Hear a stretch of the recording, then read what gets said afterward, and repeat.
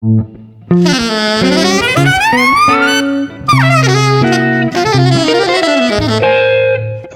Jazz.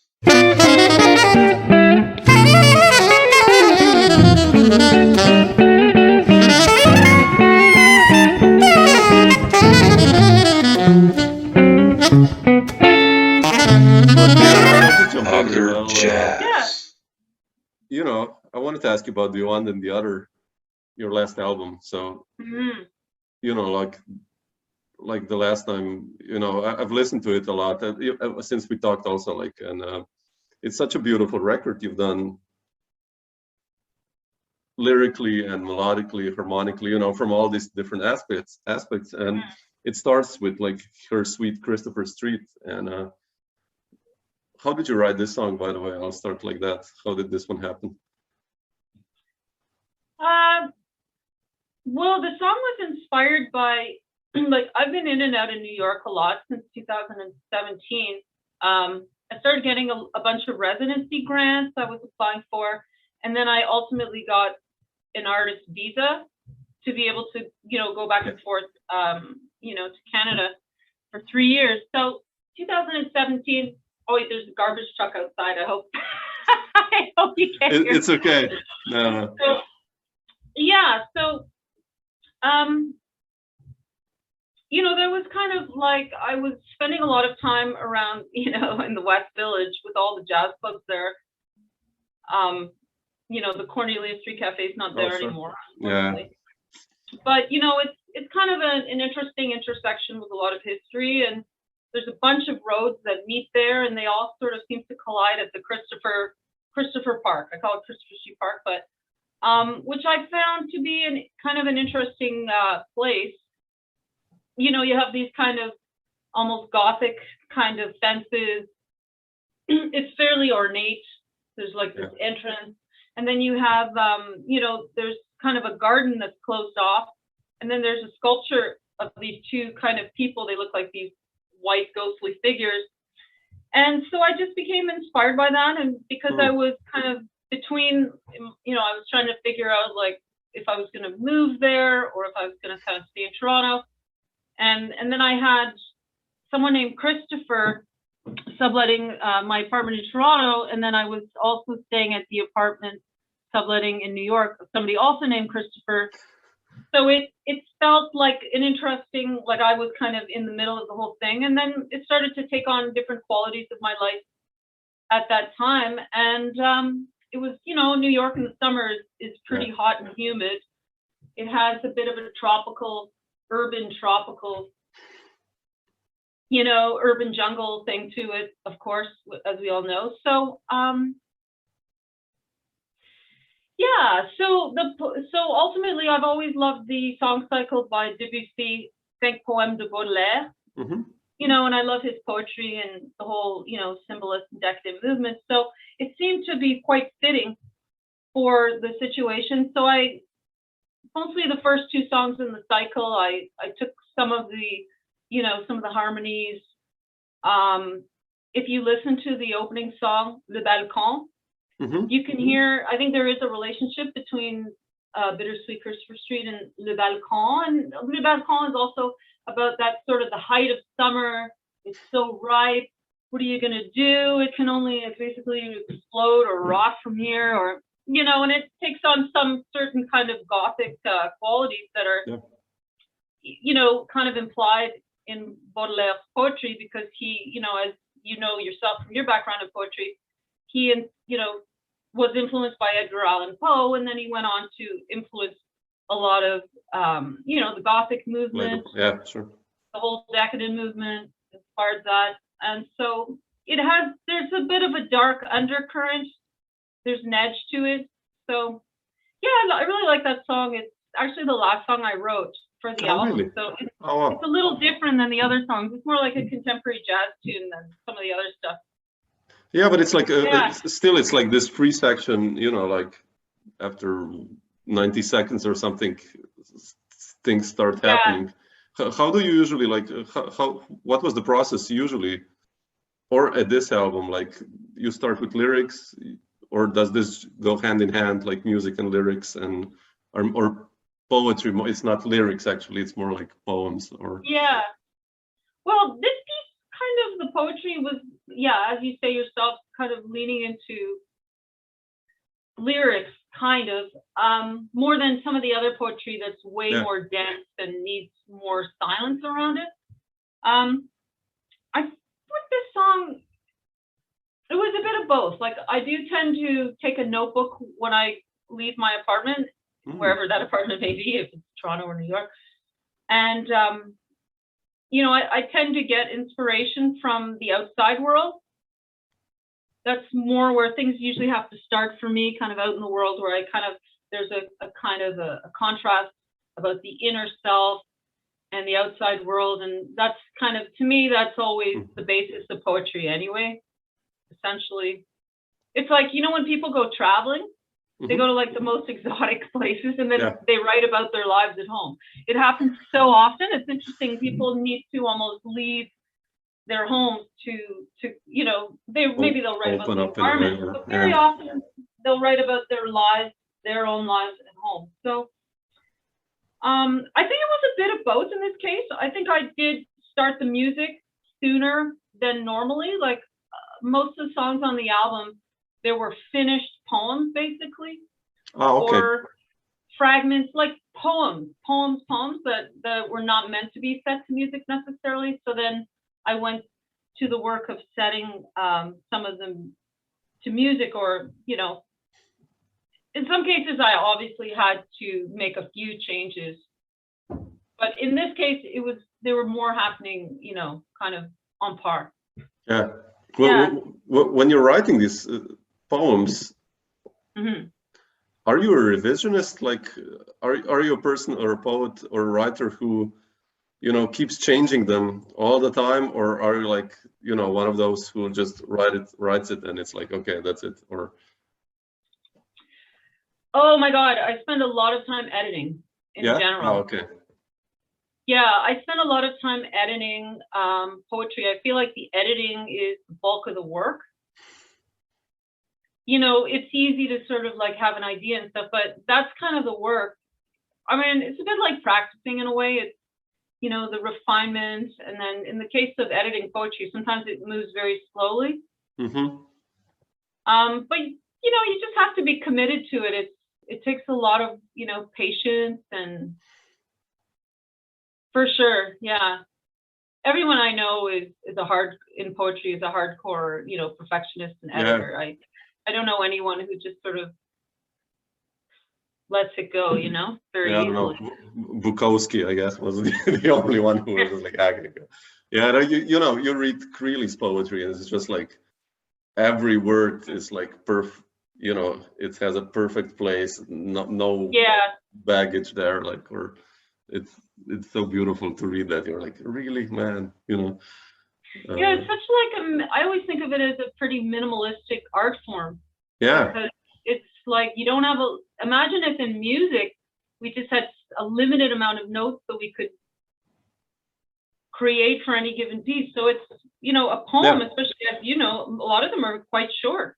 Some of the stuff that I'm writing is pretty long. So you have to be able to make a statement and to sum things up with very few words that imply a lot of meaning and have a lot of resonance. And the reader will get that too. Like they'll be able to tell if something's not worth a second read.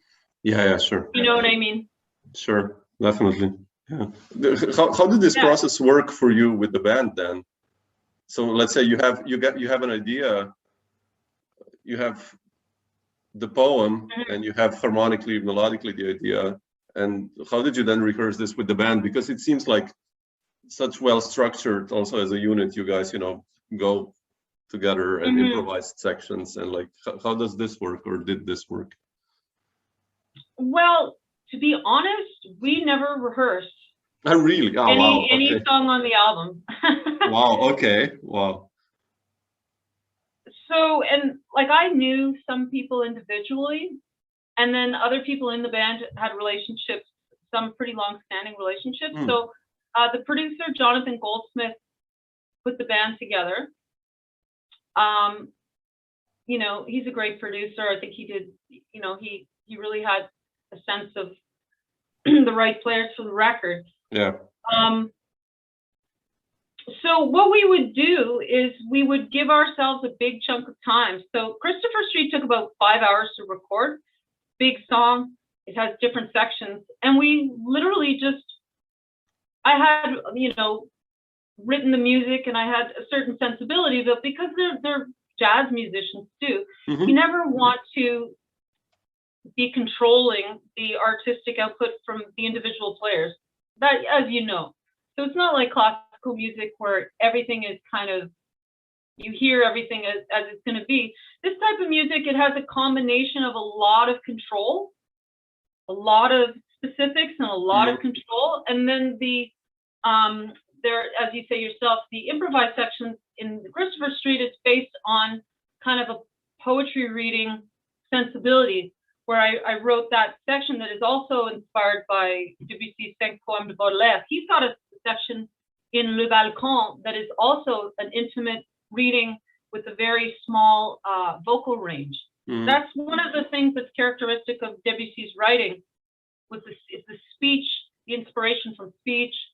He did get some inspiration from jazz, as you know, but also from poetry. So the sense that, when the poem is kind of at the forefront, you don't want to have a lot of leaps, big intervals, and a lot of florid stuff. It just takes away from the text. So the text should be enough on its own, Yeah, definitely. So what happened was I had written that, those sections are kind of like outside of time and space, which is one of the themes of the piece. So I had, written it, but then there was the sense that, okay, look, you guys are going to follow me. I'm basically going to sort of speak through the text. It's going to get really intimate and quite quiet. So that was fun for them, I imagine, because they got to change gears very dramatically. It's like a story. You move to a very different section, and then it comes out again. So it's like a journey. Yeah, so definitely. It was fun. But no, we did not rehearse anything on the album. This is not a jazz record like where you could, a lot of people that I know, they go on tour and then they kind of record at the end. It's a cost-effective way to do it. Everybody knows the tunes. People have been playing them on the road, and then you can make a record in a pretty short time, maybe, a day and a half or 2 days. This was not going to be like that. That was not the intention. So it was a bit more expensive this way. No, sure. Grant. That's how it is. Did you play this music live then afterwards also, or before? No, I played Bittersweet Christopher Street with a piano. Okay. With the pianist, it actually works very beautifully as a duo. The Embrace I've done, I guess, in a quartet setting. It works pretty well. Idée fixe. But the stuff like the stuff of the electronics, I've never done live. I think that would be a bit more involved for sure. It could be done, but there's just someone needs to either we bring sort of the bed track electronics in, or somebody else is kind of making their own responsive electronics kind of along the way. But there's different ways to go. You have plans about it. otherwise to put this band or album on the road, or at least present it on some other venues? We were going to do a gig in the Toronto Jazz Festival in July 2020, but then COVID happened. Yeah, sure. So the record was supposed to be released in July 2020 originally. So that ended up being postponed until March. 2021, March 12th. So it's been like in the thick of the whole thing. So interesting. Yeah, it's heavy. There's so many things, in our lives that are just up in the air. Oh, sure. These days, or I find for myself. So I try not to make too many, I plant ideas, but then I don't sort of go chasing after things until I have more information about, what's possible. Yeah. Are you already writing new material? I'm writing new material, yeah. Ah, okay. So this one will feel like actually old when you come back to the stages. It will be like, like, what? Are we gonna do that really? No, well, it took such a long time to make this record because I needed a lot of, grant support. Yeah. To make it happen. It was really quite expensive compared to, expensive, it's all relative, but for a jazz record, it was about at least twice what most people that I know are spending on jazz records, or 3 or 4 times in some cases. So what would happen is I would apply for a grant, I'd get a piece of the money, but then I'd be like, okay, well, I have this amount of money. What can I do? So it was interesting because in this way, we actually recorded them usually one tune at a time, spread over from,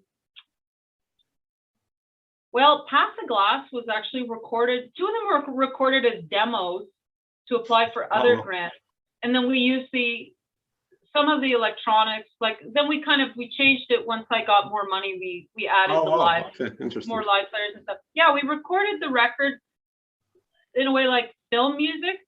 So you have the the electronics in some cases where they're there. It's roughly half the album has electronics. Then the live performances were layered on top of that after. So so I was able to use, a couple of the demos. Yeah, that's good, yeah. But then everything because every song in a way was looked at conceptually a little different. So it allowed us a bunch more time to to work like 1 or 2 songs at a time and just wait to see about the funding. And then eventually it all came in and it was great. Yeah, that's good. Yeah. Luckily it happened like it did. So that's nice. But you mentioned Debussy and your strong classical upbringing, I guess. Mm-hmm. And but then there is also this improvised moment and improvisation, and then there's poetry as well. But speaking strictly of music, how do these 2 worlds intertwine in your composition and music, and how much do they relate? I mean, when I listen to your music, they do a lot, of course, but how do you see that? Oh, you mean the classical? The classical and jazz and. Mm-hmm. What was this? Like you said, it's not a typical jazz record, and what you do also, and it's what were also the inspirations in the past, like jazz-wise or improvisation-wise, that inspired you to go into your own direction? Well, it's interesting. I also noticed that a lot of musicians, especially singers, I guess, they tend to keep close to them, their early influences. Mm-hmm. Most of the jazz singers that I know, they started up in pop music. They started sort of singing along with, with records or imitating pop artists as maybe teenagers or kids and stuff like that. But, for me, I did not I don't come from that. So, I was really interested in, opera and being an opera singer. That was kind of where all my energy went. So the Debussy stuff, we also spent a lot of time in classical school focusing on, the coaching. Like we have, voice lessons, and then we have coaches, musical coaches that are pianists, right? That specifically they work with singers. So because there's not that much that you can do with an art song or a Debussy song. I mean, there's some variety. There's some different interpretations of, the tempo markings and stuff like that, but it's pretty clear. Sometimes there's a lot of opportunity for rubato in classical music. Very often there really is not much. So it's all about it's like being an actor. You have to bring the poetry to life. You have to make it a story so that the listener can close their eyes and they're transported somewhere. And in some ways, it's a very transparent thing to do because you can really tell the difference. Is there a change that just happened in the mic? It says. Oh, it's like we lost the camera. Oh. Yeah, we're back. Okay. Super. Okay. Yeah, so I would just say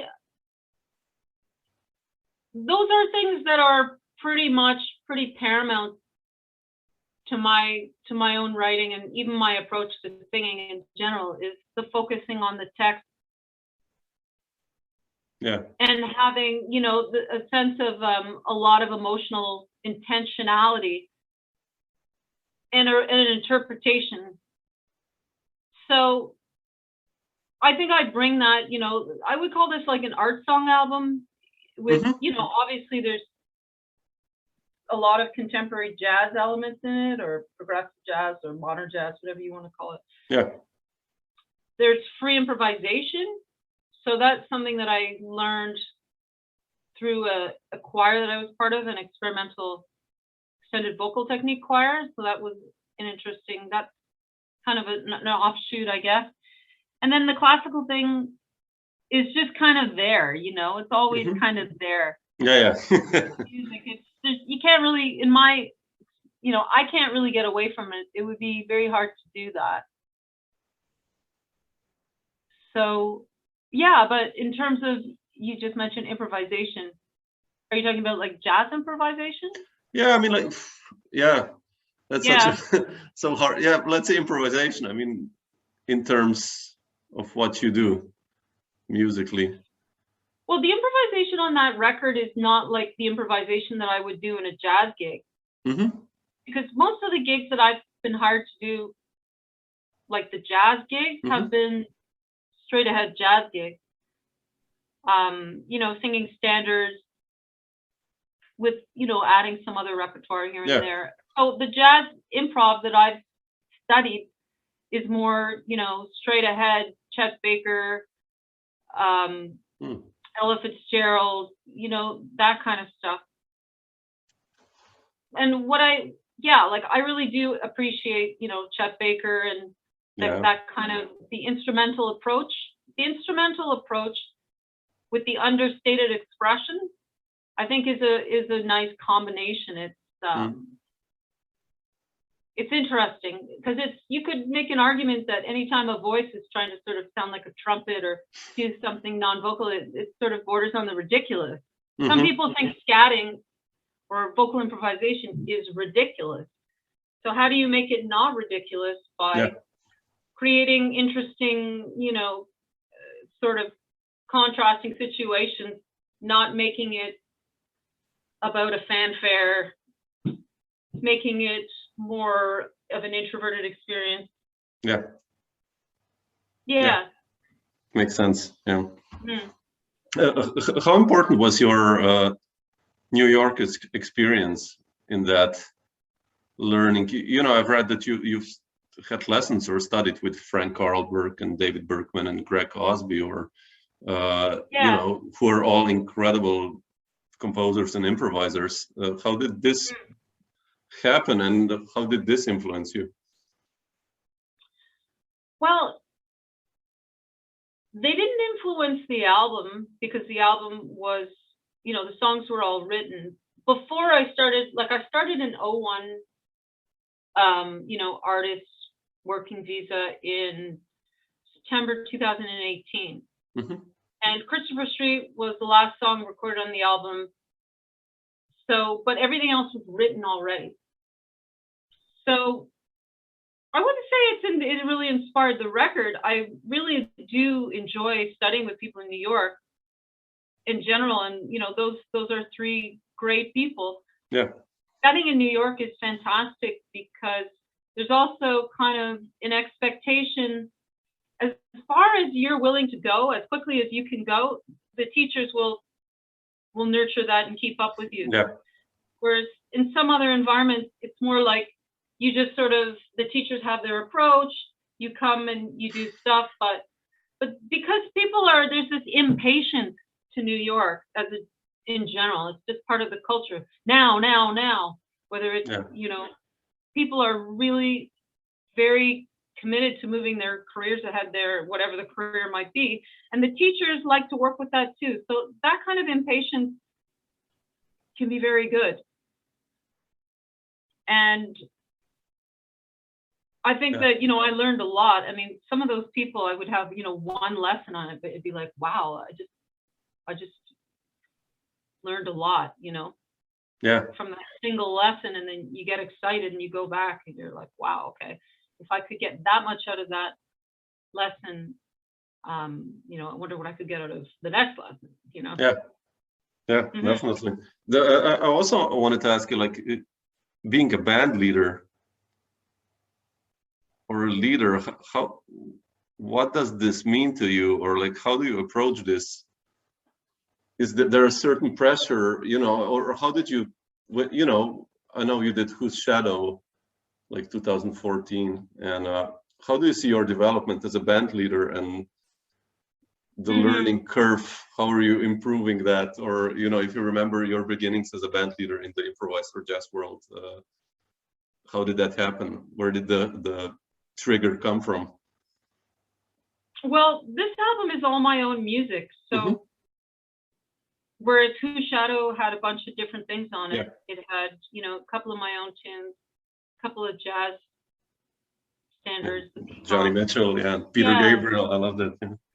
Yeah, so that was a completely different record with a different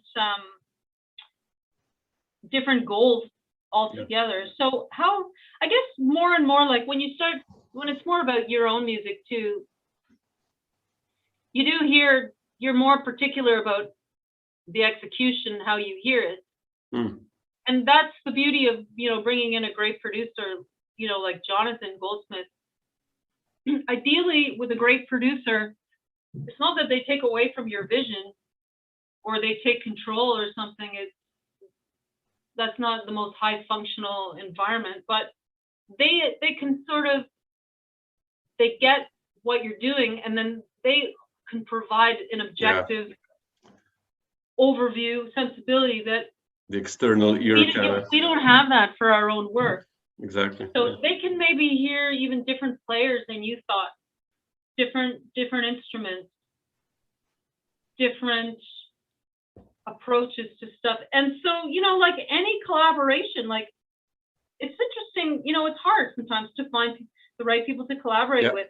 And sometimes you don't even know if the chemistry's there. You can be having conversations for months, and then you find yourself in a position and you realize, well, I was talking about, you know, periwinkle blue, and you just gave me purple. So, for instance. Do you know what I mean? So that would be kind of the simplest way to look at it. So it's a type of collaboration that sometimes, you know, you're going to have strong opinions about something, and then sometimes you won't. So it's about flexibility too. So, you know, you may have a strong sense of something, and then you may not know for something else, and then they'll say, you know, I really think we should do this here. And then you go in a way with the person between yourself and the producer, you can go with the person who really feels they have an idea. And well, it can be quite natural too. You say, oh, let's try this here. Let's put a pedal here. Yeah, that sounds great. So it's kind of natural. It has a flow to it. It seems easy sometimes. You know, when things are moving, they can move pretty fast. Yeah. But when you're working with somebody who's not really the right producer or collaborator, it can feel really like the opposite, like power struggle and really bad communication. No, sure. That's like, the typical, we're humans after all, you know, and we're normal. Had such experiences once. Well, what do you find like being on the road? It can't be, it's a bit similar too, right? I mean, it's. Yeah, I mean, it's just, you know, I remember I had such a beautiful tour with Paul McCandless, you know, from Oregon. He was, I think, 40 years older than me, and he was so cool, you know, he's such a nice person, musically, of course, but then I had in the opposite also some really experiences where musically it worked amazingly, but on a personal level, you know, we were just so so different that while driving in a van or whatever, it was just like, yikes, okay, let's get to the club or the hotel, And then when we were on stage, it was amazing. So it's funny. Although it's the best, of course, I think if everything gels right together, that personal and musical level, then you create something amazing. So it's it's bizarre when you think about it. We're first people, so that I guess it's amazing if you think. I also wanted to ask you, Lara, about your already before about writing poems. There's like all the time like this Sylvia Plath-ish darkness behind your poems, or at least I just know from the album, right? I don't know the rest. Unfortunately, you have to send me a collection, please. But it's just like, how do you get inspired, and what's different when writing music or writing poetry?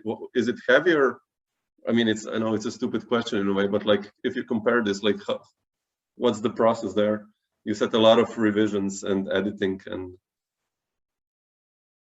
Well, they're just, music and poetry are, well, certainly singing. Singing is kind of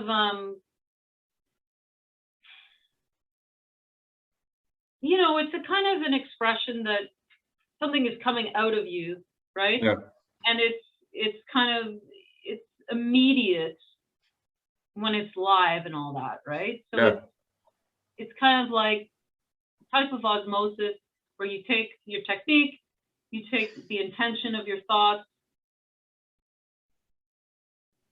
whatever, the emotions that happen there, and you make something out of that, and it kind of dissipates in the air if it's live, and if you're lucky to record it, then you have something, right? But poetry is like the opposite. It's a very interior experience. It kind of comes from the notion that you are alone, that you have your experiences. Like when poetry is usually the best, it almost functions like dreaming, where you don't really get to control the ideas. It's just you kind of the impulse and the instinct that something is worth holding on to and writing down grabs you. Yeah. Right? Yeah. And there's a sense that people will never really get what you just imagined and thought, but it's about that human impulse and the need to communicate and to share and to connect, right? But there is a bit of a sadness because nobody can go that deep into your mind and your unconscious, and you don't even know where it's coming from, a lot of it, if it's really good. That's kind of what you're hoping for, I think, with poetry, is the ability to bring stuff out that is really deep from within you, and then getting better and better at it, you learn to edit those processes in the moment, even, so that you can, your first draft will become maybe like what a second draft would have been 6 months ago or a few years ago. So you can't control things too much. That's bad editing, or you just kill it. Some people, you can really edit in the wrong way. Yeah, sure. It's hard to edit well. You have to stay as engaged as you can and know when to move away from things and when to come back to them. So, yeah, I mean, Sylvia Plath, she was kind of an early inspiration for my poetry. I do love her poetry. It's pretty classic. Yeah. But that's a good example of someone who was really kind of had a lot of things going on within her that were not coming out actually in her earlier work.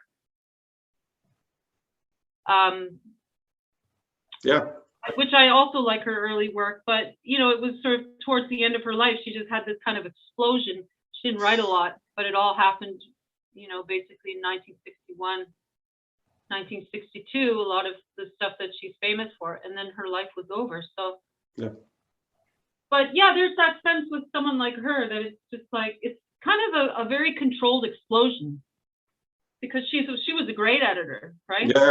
So, Yeah. but there's a lot of energy there, but it's also it's so perfectly lined up.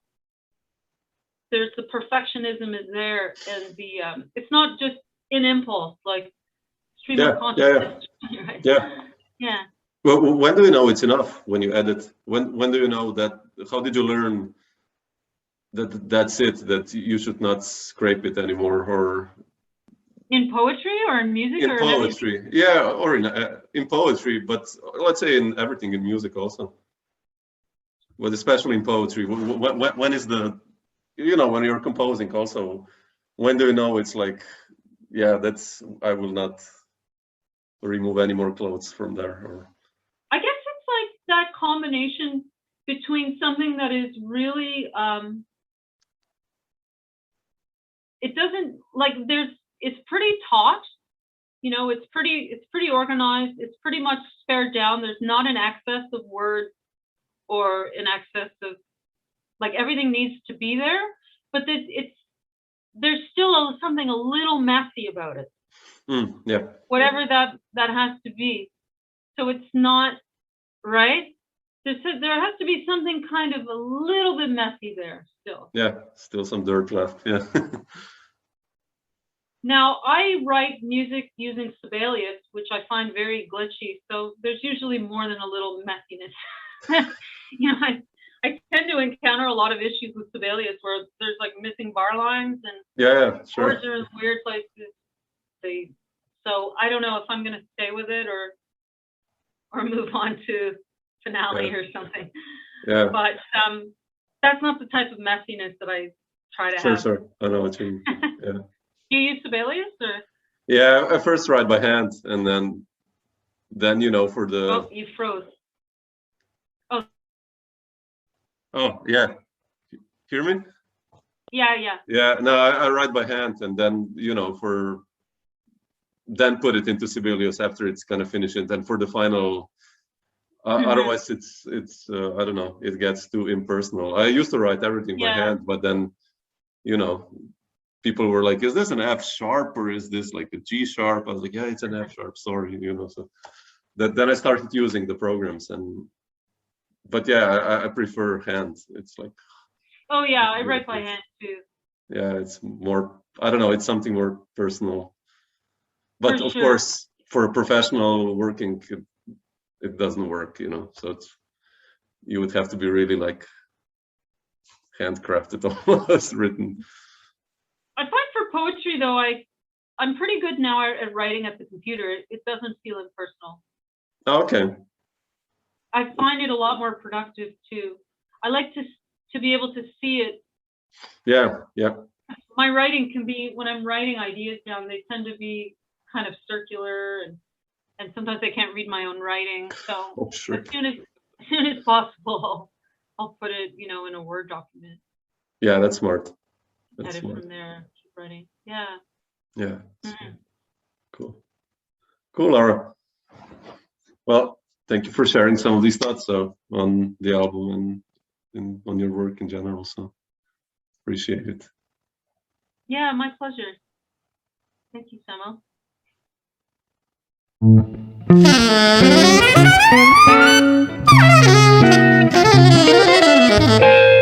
Dr. Jazz.